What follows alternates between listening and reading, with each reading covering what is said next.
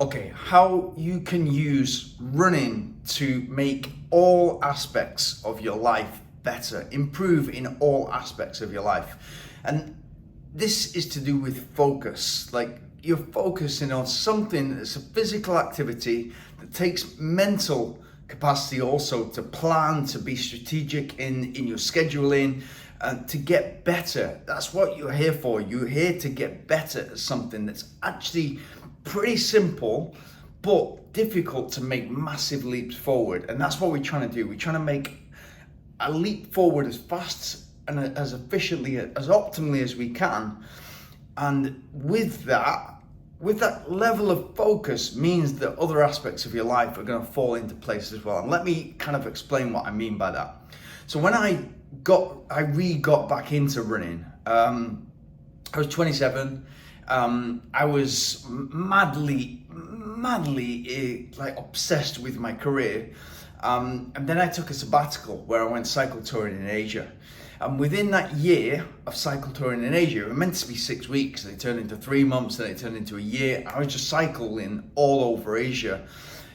Came to the questions of like, what do you want to do with your life? And the answers that I would get back was that instead of chasing my career, instead of trying to earn as much money as I possibly could to buy new things, bigger houses, better car, whatever, I really loved what I used to do at school, which was running and football. And so if I could turn one of those into a professional career, that would bring me so much more fulfillment.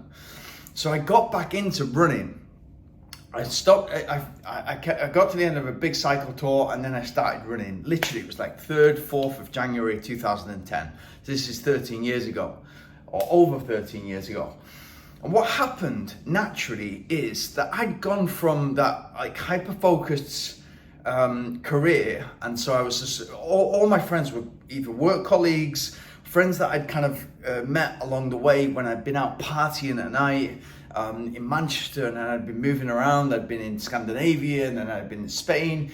And the friends you naturally meet in your 20s, in your 30s, are usually centered around work and your social life. And my social life at the time was, I was playing football, I was playing rugby and stuff like that. So I had a few friends from there, but there was a lot of friends that I had from partying. So they would be used to kind of like, we'd go out drinking, we'd party, and it would be a great time. No doubt about it, it would be a great time.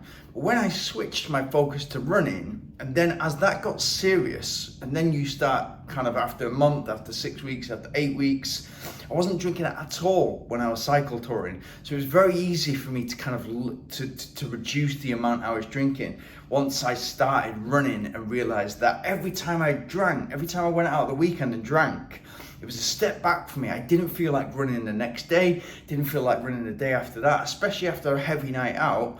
I just wasn't in the mood to run, and then I would take a step back in my fitness. So all the work that I'd been doing over the weeks, I was losing that in fitness because I wasn't keeping my consistency. I didn't have the discipline because I wasn't being disciplined enough essentially with my diet, because my diet was strict, but then all of a sudden I just put loads of calories in, empty calories in the form of alcohol, and I feel terrible the next day. And that feeling of just progressing in something, putting a lot of time and focus and energy into something, and then losing it because you're going out and partying, because that's the only way to meet what you think at the time is your old friends. That really led me to stop drinking. So I'd stopped drinking and stopped.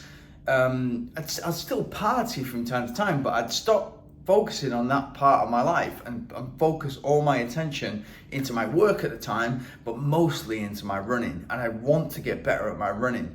So those two things had my attention, and therefore any night out, any level of partying, any level of drinking would just set me back. And so I'd stop doing that. And guess what happened? The friends that I thought were friends were just acquaintances.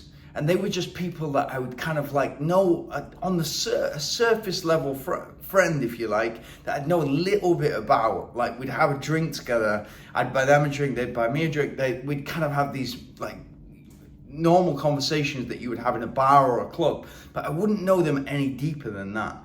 And then I got to a point where, after months and years, so kind of come 2011, 2012 to 2013, I knew my crew. I already knew my crew. I knew my 6 solid friends, but I had the people that were happy to know me before as the career-driven, party-focused person.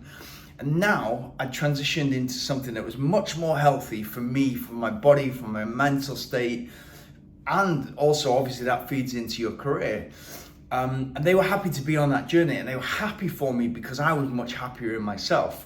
And the people that I was then meeting as acquaintances, or that would become much more deeper friends, were people that I had a common interest with. I had the commonality of wanting to get better, not just running, but wanting to get better at something. So we discuss the running things as you discuss, like what's your next race? What are you training towards? How do you train? How do you get better? What kind of speed work do you do? What's your long run look like? Where do you live?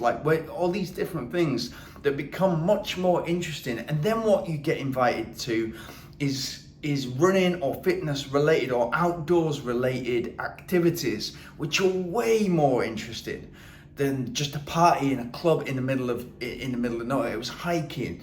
It was hiking in the Himalaya. It was like hiking in the mountains in Spain. It was cycling. It was like getting to cycling because cycling's gonna help your running. So it was those types of things that I would be doing. And then naturally, in terms of friendships and relationships, they're so much more valuable and much deeper connections with people, because you're meeting them at a stage in your life and at a level in your life where you want more out of life than just like quick kicks from partying. There's nothing wrong with partying. I had a great time partying.